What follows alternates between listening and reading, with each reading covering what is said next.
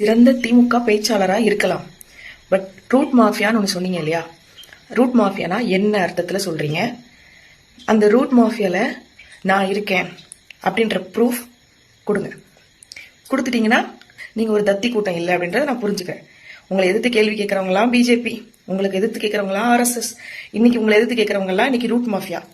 ஒவ்வொரு சீசன்லயும் ஒவ்வொரு பேர் வச்சு கூப்பிடுறீங்க, அவ்வளவுதான். வேற எதுவுமே மாறல. நீங்க ஏன் இவ்வளவு விசுவாசமா இருக்கீங்கன்னு புரியுது. பட் எனக்கு கலைஞரை தெரியாது, ஜெயலலிதா அம்மா நல்லா தெரியும், அவங்க என்னென்ன பண்ணாங்கன்றதும் எனக்கு தெரியும். ஸோ இப்போ அது ரெண்டையும் கம்பேர் பண்றதை விட உங்க கேள்விக்கு நான் பதில் சொல்றேன். எட்டு வரைக்கும் படிச்சவங்களுக்கு தான் திருமண உதவி தொகையா அது கொடுப்பாங்க. அது சொன்னதுனால எல்லாரும் போய் படிக்க போனாங்களா? சரி, ஓகே. நான் 12th முடிச்சிருக்கேன், சரிங்களா?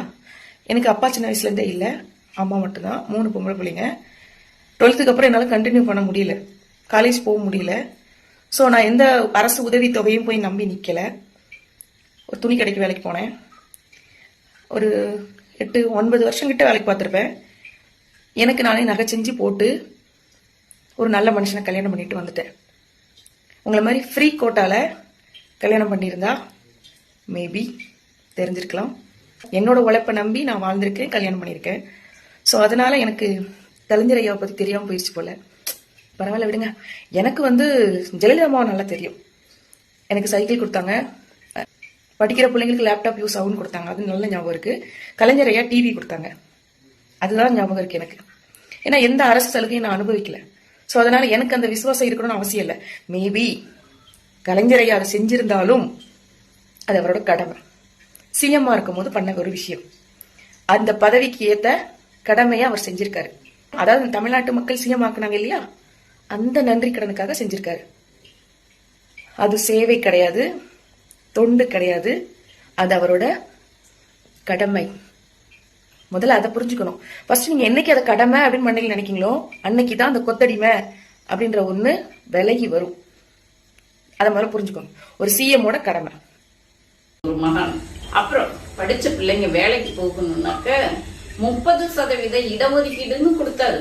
அது கொடுத்ததுனாலதான் உனக்கெல்லாம் இவ்வளவு வாய், உன்னெல்லாம் வேலைக்கு வர முடியுது. புரியுதா? உன்ன மாதிரி பொண்ணுங்களாம் வேலைக்கு வராங்க.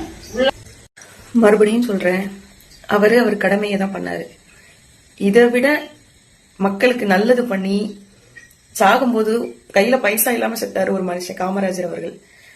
அவரை பத்தியே நம்ம யாருமே பேசுறது இல்ல. 3 தலைமுறை சொத்து சேர்த்து வச்சுட்டு போயிருக்காரு, திருட்டுறையில இருந்து ஏறி வந்துட்டு. சோ அவரோட பெருமையே நீங்க உட்காந்து முக்கிய பேசிட்டு இருக்கீங்க. அதுதான் எனக்கு கணக்கு தெரியுது. அவர் என்ன சொன்னீங்க, நீலாம் வேலைக்கு, இதனாலதான் நீலாம் வேலைக்கு போற. நான் எப்படி வேலைக்கு போறேன்னு உங்களுக்கு தெரியுமா? கஷ்டப்பட்டு லோன் வாங்கி ஒரு கடை வச்சு சுயமா சம்பாரிச்சிட்டு இருக்கேன். படிச்சு முடிச்ச உடனே கால்கெடுக்க நின்று துணி கடையில வேலை பார்த்தேன். சோ நீங்க எல்லாம் ஃப்ரீ கோட்டால வாழ்க்கையை நடத்துறவங்க இல்லைங்களா? எங்களுக்கு ஃப்ரீனா என்னன்னே தெரியாது. நீங்க கொடுத்தீங்க இல்லையா லாஸ்ட் ஒரு 1000 ரூபாய், அது கூட நான் ஃப்ரீயா பாக்கல, உங்களோட பனிஷ்மெண்டா பார்த்தேன். நீங்க 1000 கொள்ளை அடிக்கிறீங்க, அதுல 1000 ரூபாய் எனக்கு கொடுக்குறீங்கன்னு நினைச்சேன், அவ்வளவுதான், சிம்பிள். சோ அதனால இந்த ஃப்ரீ கொடுத்ததை பத்தி சொல்லி காட்டி நன்றி விசுவாசத்தோட இருங்க அப்படின்னு சொல்லாதீங்க. அந்த நன்றி விசுவாசம் உங்களுக்கு இருந்தா போதும், சரிங்களா? என்ன பொறுத்த வரைக்கும் அவங்க கடமையை அவங்க செஞ்சிருக்காங்க, சிஎம்மா இருந்து அதை பண்ணிருக்காங்க, அவ்வளவுதான். இவ்வளவு நீங்க பேசுனீங்கன்னா அப்ப நானும் இதை பேசுவேன்ல. ஒரு திருட்டுறையில் ஏறி வந்தவருக்கு இன்னைக்கு இவ்வளவு பெரிய சொத்து, இவ்வளவு பெரிய குடும்பம் எப்படி வந்துச்சு கேட்பேன்ல. அப்ப நீங்க என்ன கோச்சிக்க கூடாதுல்ல, சரிங்களா? இப்ப இருக்கிற பிள்ளைங்க கிட்டலாம் இந்த மொக்க அரசியல்லாம் பண்ணாதீங்க. எது சொன்னாலும் ஒண்ணு ஆர்எஸ்எஸ், நீ ஆர்எஸ்எஸ் ஓட பிள்ளை, நீ பிஜேபியோட பிள்ளை, இப்போ ரூட் மாஃபியா. வெக்கமாவே இல்லையா உங்களுக்குலாம்? So sad. அது மட்டும் இல்லாம அது என்ன கலைஞர் கலைஞர் கலைஞர், ஸ்டாலின் சார் என்ன பண்ணாங்க? வணக்கம் நண்பர்களே, நான் ஒரு வீடியோ போட்டேன், டிவிகே பொண்ணுக்கு பதில் சொல்லி ஒரு வீடியோ போட்டேன். அந்த பொண்ணு எனக்கு பதில் சொல்லி வீடியோ போட்டுட்டு பல கேள்விகளை என்கிட்ட வச்சிருக்கு. அந்த கேள்விகளுக்கு நான் பதில் சொல்லலான்ட்டு இருக்கேன். கொஞ்சம் பெரிய வீடியோவா தான் வரும்னு நினைக்கிறேன், ஏன்னா கேள்விகள் அத்தனை கேள்விகள் இருக்கு. அதனால பாருங்க நண்பர்களே. அதாவது அந்த பொண்ணு நான் ரூட் மாஃபியான்னு சொல்லியிருந்தேன், கும்பல்னு சொல்லியிருந்தேன். அதுக்கு ப்ரூஃப் இருந்தாக்க கொடுங்க, இல்லைன்னா நீங்களும் ஒரு தற்குறித்தானது நான் கொடுக்குறேன். பாருங்க, தேசிய ஊடகம் ஆங்கில தொலைக்காட்சி ஒன்று இந்த டிவிக்கு எப்படி ரூட் மாஃபியா கும்பல் வச்சு செயல்படுதுன்னு காட்டியிருக்காங்க. அதுக்குண்டான ஆதாரம் இது. Fan base that appears to have transformed into a political movement. And in several engagement metrics, Vijay is now outperforming even cricket superstar Virat Kohli. Here are the details. Vijay's massive electoral breakthrough may have stunned political observers, but the signs were flashing for months on social media. The 51-year-old TVK chief steadily built a powerful digital ecosystem after launching his Instagram account in 2023. சரிங்களா, அடுத்தது எதுக்கு எடுத்தாலும் இந்த BJP ஆர்எஸ்எஸ்ன்னு சொல்லிட்டு இப்போ root மாஃபியான்னு சொல்றது தான் உங்களோட வேலையை அப்படின்னு சொல்லுது. நான் கேட்குறேன், உங்கள் அண்ணன் தேர்தல் பிரச்சாரத்தின் போது எங்களுடைய கொள்கை எதிரி பிஜேபி தான் அப்படின்னு ஏன் சொன்னார்? உங்களுக்கு பிஜேபியை பற்றி பேச வேலை இல்லைன்னா அவர் ஏன் அப்படி சொன்னார்? அப்படி சொல்லிட்டு ஏன் பிஜேபியை எதிர்த்து ஒரு வார்த்தை கூட பேசாமல் இருந்தார்? அப்போது நாங்கள் இத்தனை வருஷமா பிஜேபி எதிர்ப்பு அரசியலை இந்த மண்ணில் விதைச்சி வச்சிருக்கிறோம். அந்த எதிர்ப்பு ஓட்டை நீங்கள் மக்களை ஏமாற்றி வாங்கணுன்றதுக்கோசரம் பிஜேபி எங்கள் கொள்கை எதிரின்னு சொல்லிட்டீங்க இல்லையா? ஆனால் மோடியை எதிர்த்து பேசுறதுக்கு உங்களுக்கு துணிச்சல் இல்லை. ஏன்னா அவங்களால அனுப்பப்பட்ட ஆள் நீங்கள் என்பதனால அவரை பற்றி எதிர்த்து பேசல. ஓகேவா? அடுத்த கேள்வி, ஃப்ரீ கோட்டான்னு அது ஏதோ ஒரு மாதிரி கேவலமாக நீங்களாம் ஃப்ரீ கோட்டாவில் வந்திருப்பீங்க அப்படின்னு சொல்லி பேசுகிறோம். அது கேவலம் இல்லை. என்னோட உரிமையை எனக்கு பாதுகாத்து கொடுக்குறாங்க. கல்வி கொடுக்க வேண்டியது அரசாங்கத்தோட கடமை. அதுக்கு ரிசர்வேஷன் கொடுத்து அந்த இடத்துல எனக்கு கல்வியை கொடுக்குறாங்க. எனக்கு மட்டும் இல்லை, 69% இடஒதுக்கீடு. இதில் பயன்படுத்துகிறவங்களாம் யாருன்னு பார்த்தாக்க, இந்த 69% இடஒதுக்கீட்டை பிற்படுத்தப்பட்டோர், மிகவும் பிற்படுத்தப்பட்டோர், எஸ்சி எஸ்டி இவங்கெல்லாம் பயன்படுத்துகிறாங்க, சிறுபான்மையினர். இந்த 69% கோட்டாக்குள்ள வராதவங்க தான் இந்த பிராமணர்கள், பார்ப்பனர்கள்னு சொல்லக்கூடியவங்க. அது அவங்களுக்கும் இந்த கோட்டாவில் இல்லாமல் அதுக்கு மேலே அதிக மார்க் எடுத்து ஓப்பன் காம்படிஷனில் போகிறவங்க அந்த 31% இடஒதுக்கீட்டில் வருவாங்க. அப்புறம் நீ சொன்னல்லம்மா, நான் +2 வரைக்கும் படித்தேன், நான் இந்த இடஒதுக்கீட்டெலாம் பயன்படுத்தலை அப்படின்னு சொன்னல. நீங்கள் என்ன கம்யூனிட்டின்னு எனக்கு தெரியாது. ராமனாலாக இருந்தாக்க அந்த 31% இடஒதுக்கீடு ஓப்பன் காம்படிஷனில் வந்துடுவாங்க. பிராமணர் அல்லாத அனைவருமே இடஒதுக்கீட்டை பயன்படுத்தி தான் படிச்சாகணும். அதன் மூலமாகத்தான் உங்களுக்கு இந்த 10, 11th இத்தனை இந்த சமூகத்துக்கு இத்தனை சதவீதம், அந்த சதவீதத்தின் அடிப்படையில் இடஒதுக்கீட்டின் அடிப்படையில் தேர்வு செய்கிறாங்க. அப்போ இடஒதுக்கீட்டை பயன்படுத்தாமல் யாராலும் இங்கே தமிழ்நாட்டில் படிக்க முடியாது, வேலைக்கு போக முடியாது. அதுதான் நிதர்சனம். அப்புறம் கடமை, கலைஞருக்கு அது கடமை. முதல்வராக போட்டு தேர்ந்தெடுத்தாங்கல்ல, அதனால கலைஞர் அது கடமை. அதை சொல்லிலாம் எங்ககிட்ட நன்றியை காட்டுங்க, எங்ககிட்ட ஓட்டு போடுங்க அப்படின்னு சொல்லி கேட்குறீங்க. இதை கடமைன்னு சொல்லலாம். இப்போ அப்பா பிள்ளை மகனுக்கு செய்யறது உரிமையோட செய்யறாங்க.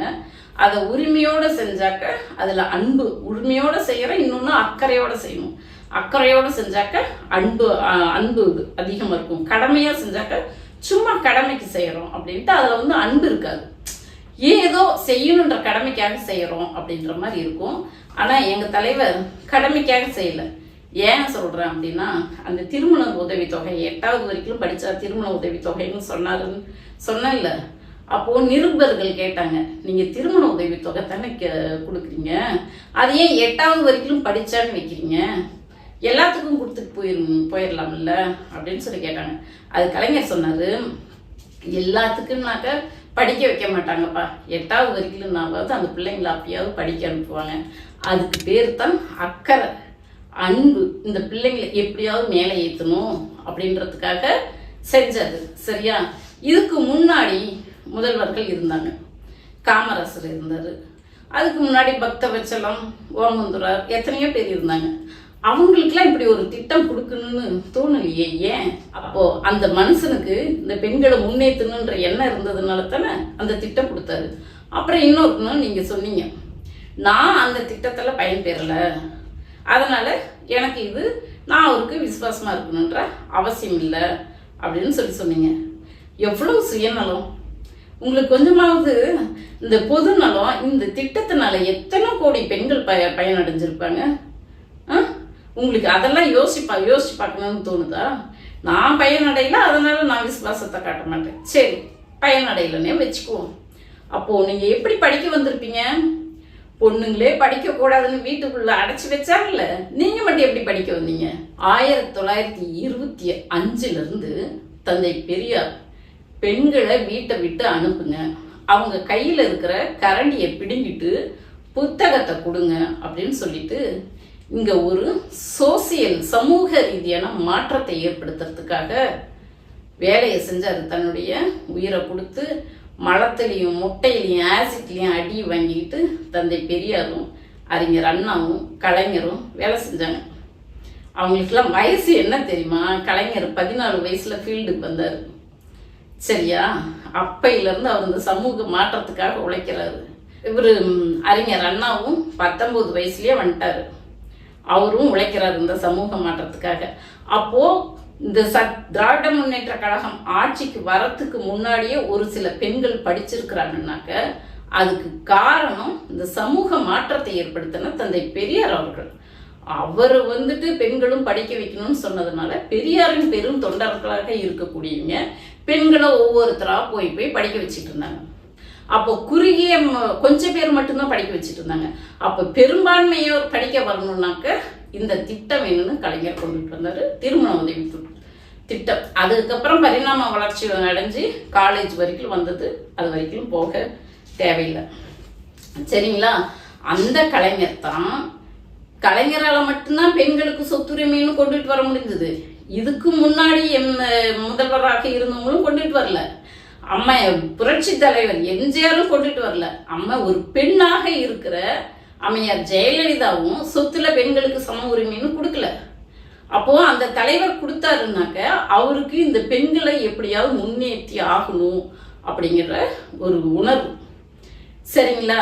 அது மட்டும் இல்ல, பெண்கள்லாம் இன்னைக்கு வேலைக்கு நீங்க கஷ்டப்பட்டு போறீங்கன்னு சொன்னீங்கல்ல, அந்த உளவியல் மாற்றத்தை ஏற்படுத்தினது எங்க இயக்கம் தந்தை பெரியார். வேற யாரும் இதுல அதிமுக உரிமை கொண்டாட முடியாது. ஏன்னா அவங்களாம் போராடல. அண்ணாவும் பெரியாரும் கலைஞரும் தான் போராடினாங்க. ஃபர்ஸ்ட் திராவிட முன்னேற்ற கழகம் தொடங்குறதுக்கு முன்னாடி திராவிடர் கழகமா இருந்து போராடினாங்க. திராவிட முன்னேற்ற கழகம் தொடங்கினதுக்கு பிறகு சமூக மாற்றத்தை உருவாக்குறதுக்கு திராவிடர் கழகமும் சட்டங்கள் மூலமாகவும் திட்டங்கள் மூலமாகவும் செயல்படுத்துறதுக்கு திராவிட முன்னேற்ற கழகம் என்ற பேர் இயக்கத்தை அறிஞர் அண்ணா தொடங்கினாரு. அப்படிதான் இத்தனை சட்டங்களை கொண்டுட்டு வந்தது. சரியாமா? அதில் தான் மகளிர் சுய உதவி குழுன்னு ஒன்று உருவாக்குனாரு கலைஞர்.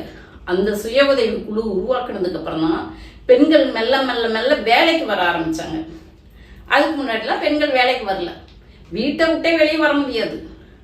அதுக்கப்புறமா தான் இடஒதுக்கீடு அப்படி இப்படி ஒவ்வொன்றா கொண்டு வந்து இப்போ நம்ம இந்த நிலைமைக்கு இருக்கிறோம். நான் உங்ககிட்ட நன்றி எதிர்பார்க்கல.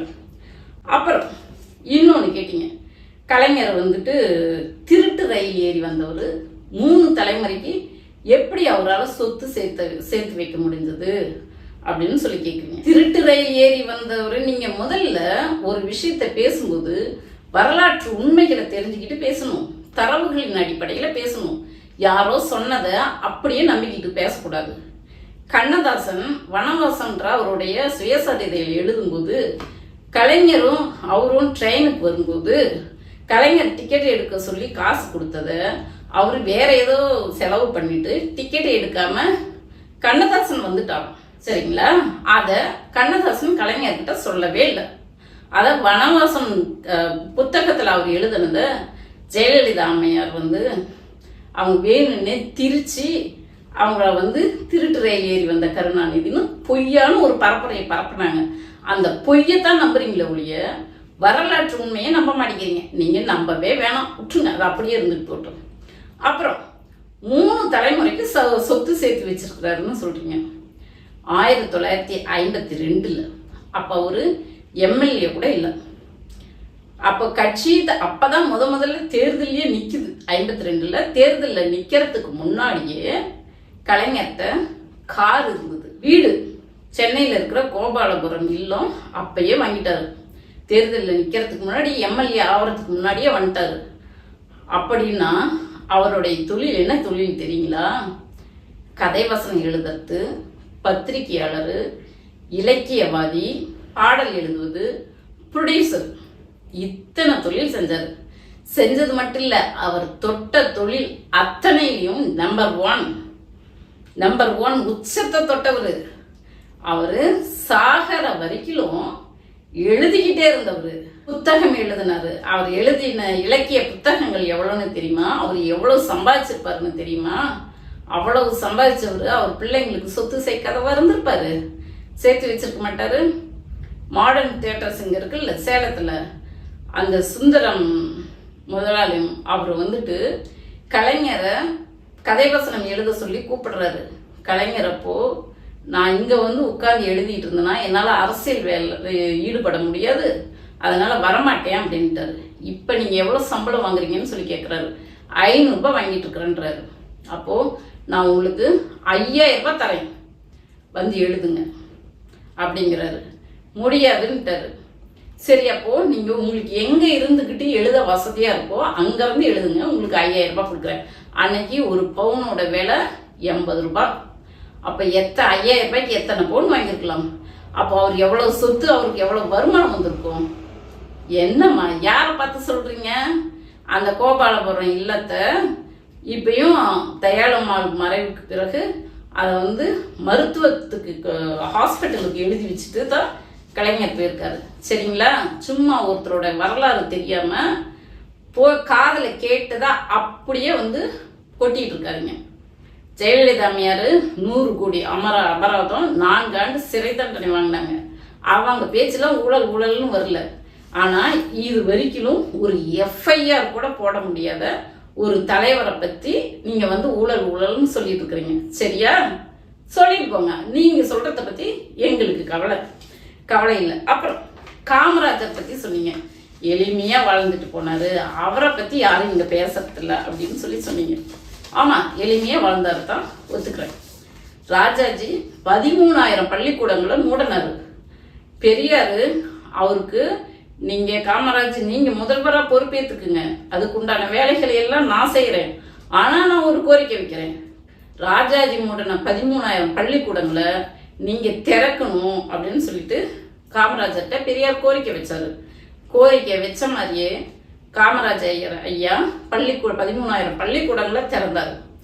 அதனால கலைஞர் என்ன பண்ணாருனாக்க, கல்வி கண் திறந்த காமராசர் என்று சொல்லி அவருக்கு பெயர் சூட்டி அந்த அவர் பிறந்த நாள அரசு விழாவாக கொண்டாடணும்னு சொல்லி அறிவிச்சவர் கலைஞர் தான்.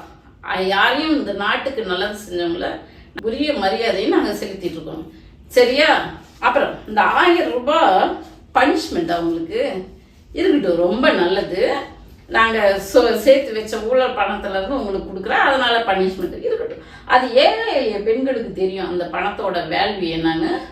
ஏழை எளிய பெண்களுக்கு தெரியும். ரெண்டாவது, உங்களை மாதிரி காழ்ப்புணர்ச்சி இல்லாத பெண்கள் அதை நினைச்சு பார்ப்பாங்க. சரியா? இப்ப நீங்க சொன்னீங்கல்ல, நானும் திருமண உதவி தொகை நான் வாங்கினதில்லை கலைஞர்கிட்ட இருந்து. ஆனாலும் அந்த திருமண உதவி தொகையால இத்தனை கோடி பெண்கள் இன்னைக்கு பெண்கள்லாம் வெளியே வந்திருக்கிறாங்களே அப்படின்ற நன்றி எனக்கு இருக்கு.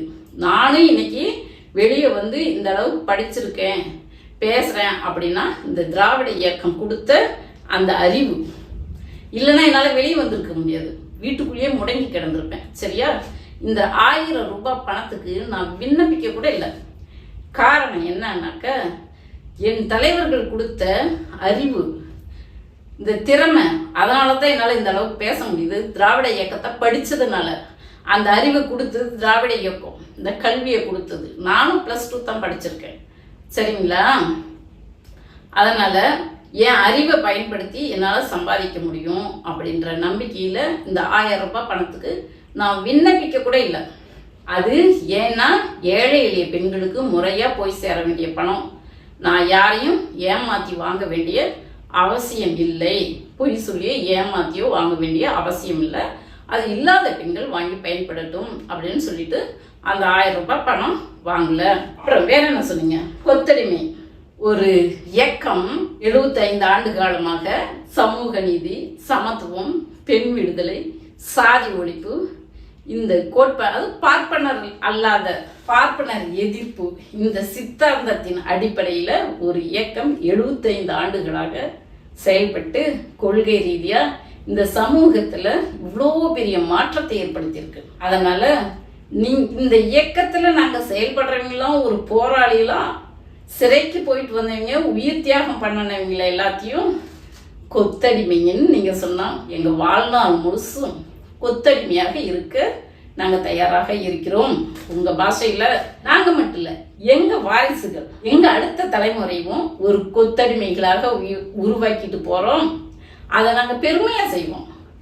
இந்த நாட்டுக்காக என் பிள்ளைங்களை ஒப்படைக்கிறோமே, இந்த நாட்டோட மாற்றத்துக்கு என் பிள்ளைங்க வேலை செய்வாங்களே அப்படிங்கிறதுல நாங்க பெருமையா செய்வோம். வாழ்நாள் முழுசும் நீங்க சொல்ற மாதிரி 200 ஊப்பி கொத்தடிமைகளா இருக்கிறதுல எங்களுக்கு பெருமை. அப்புறம் இந்த ஸ்டாலின் சார் என்ன செஞ்சாரு அப்படின்ட்டு ஒரு கேள்வி கேட்டிருக்கிறீங்க. பரவாயில்ல, இப்போ கலைஞர் வரலாறு அவர் என்னென்ன செஞ்சாரு அப்படின்னு சொல்லிட்டு எல்லாத்தையுமே சொல்லிட்டேன். ஸ்டாலின் எங்க தலைவர் எங்களுடைய முதல்வர் என்ன செஞ்சாருன்னு நான் சொல்ல போறதில்ல. ஏன்னா நீங்க இந்த கடந்த 5 ஆண்டுகால அரசியலை கவனிச்சிருப்பீங்க. நாங்க என்ன செஞ்சிருக்கிறோன்னு உங்களுக்கு தெரிஞ்சிருக்கும். தெரிஞ்சும் தெரியாத மாதிரி நடிக்கிறீங்க. அப்படி இல்லைன்னா அவர் மேல வேணும்னே பழி சுமத்துறீங்க. உங்களுக்கு நான் அதை பத்தி பதில் சொல்ல வேண்டிய அவசியம் இல்லை. ஏன்னா ஒன்றிய அரசாங்கம் உலக நாடுகள்லாம் எங்க தலைவரை புகழ்ந்து பேசிட்டு இருக்குது. இன்னைக்கு தமிழ்நாடு நம்பர் 1 அப்படின்ற எல்லா துறையிலையும் நம்பர் 1 அப்படின்ற இடத்துல இருக்கிறதுக்கு காரணம் எங்க தலைவர். நாங்க திராவிட முன்னேற்ற கழகம், இந்த பெருமை எங்களுக்கு போதும். நீங்க வேணா அப்படியும் உங்களுக்கு ஒரு டிப்ஸ் கொடுக்குறேன். இந்த பக்கம் திராவிட முன்னேற்ற கழக சாதனை, இந்த பக்கம் அதிமுகவோட திட்டங்கள் என்னன்னு கூகுளில் போய் சர்ச் பண்ணி பாருங்க. தெரியாம கஷ்டப்பட்டு உழைச்சி துணி கடையில வேலை செஞ்சேன்னு சொன்னீங்கல்ல, குடிநீர் வடிகால் வாரியம்னு ஒன்று இருக்கு. அது இல்லைன்னா அது எங்க தலைவர் கொண்டுட்டு வந்தது தான். ஊருக்கு பைப் லைன் போட்டு கொடுக்கறது, மேல்நிலை நீர்த்தேக்க தொட்டி அப்படின்னு 74 எங்க தலைவர் அதை கொண்டுட்டு வந்துட்டார். அதை கொண்டுட்டு வந்ததுனால தான் எல்லா ஊருக்கும் இந்த பைப் லைன் வசதி, குடிநீர் வசதி அதையெல்லாம் பயன்படுத்தாம தமிழ்நாட்டில் யாராலையும் வாழ முடியாதுமா. அப்புறம் இன்னொன்று என்னன்னாக்க, இந்த மின்சாரம் இருக்குல்ல, வட மாநிலங்கள்லாம் பெரும்பாலும் கிராமத்துக்கு இன்னும் கரண்ட் போய் சேரவே இல்லை. ஆனால் எங்கள் தலைவர் 74 எல்லா கிராமங்களுக்கும் இந்த மின்சார வழித்தடங்கள் போகக்கூடிய அந்த பைப் லைனை 74 கொண்டுட்டு வந்துட்டார். அதை பயன்படுத்தாம யாராலையும் வாழ முடியாதுமா தமிழ்நாட்டில். இன்னும் இந்த மாதிரி திட்டங்கள் எங்கள் தலைவர் இந்த கட்டமைப்பை உருவாக்குனவர் எங்கள் கலைஞர் தலைவர். அவர் உருவாக்கி வச்சதை தான் எம்ஜிஆரும் ஜெயலலிதாவும் சீட்டில் உட்காந்து தேய்ச்சிட்டு போயிருக்காங்க. சரிங்களா? அந்த கலைஞர் உருவாக்கி வச்ச திட்டங்கள் இல்லாமல் யாராலையும் தமிழ்நாட்டில் வாழ முடியாது. அதை புரிஞ்சுக்கிங்க. சும்மா அங்கே எங்ககிட்டயே நான் இப்படி வந்தேன்.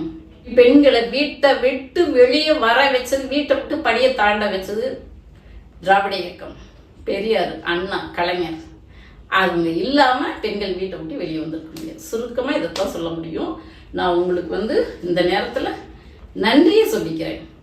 ஏன்னா திராவிட இயக்கத்தோட வரலாறை என்னை பேச வச்சிங்கல்ல, அதனால உங்களுக்கு இந்த நேரத்தில் நன்றியை சொல்லிக்கிறேன். டிவிக்கு தம்பிங்க பார்க்குறவங்க பாருங்க, திட்டுறவங்க திட்டுங்க. நீயும் திட்டுறதா இருந்தால் திட்டுமா, ரொம்ப நல்லது. உங்களுக்கு மீண்டும் ஒரு முறை இந்த காணொலியை என்னை பண்ண வச்சதுக்காக நன்றியை சொல்லிக்கிறேன். நன்றி, வணக்கம்.